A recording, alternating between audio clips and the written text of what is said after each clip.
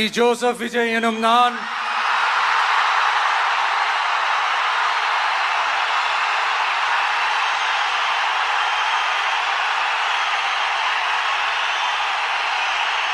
சட்டப்படி அமைக்கப்பெற்ற இந்திய அரசியல் அமைப்பின்பால் உண்மையான நம்பிக்கையும் மாறா பற்றும் கொண்டிருப்பேன் என்றும் இந்திய நாட்டின் ஒப்பில்லாத முழு முதல் ஆட்சியையும் ஒருமையையும் நிலை நிறுத்துவேன் என்றும் தமிழ்நாட்டு அரசின் முதலமைச்சராக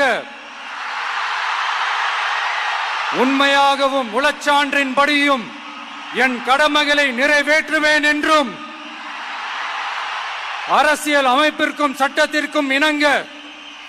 அச்சமும் ஒருதலை சார்பும் இன்றி விருப்பு வெறுப்பை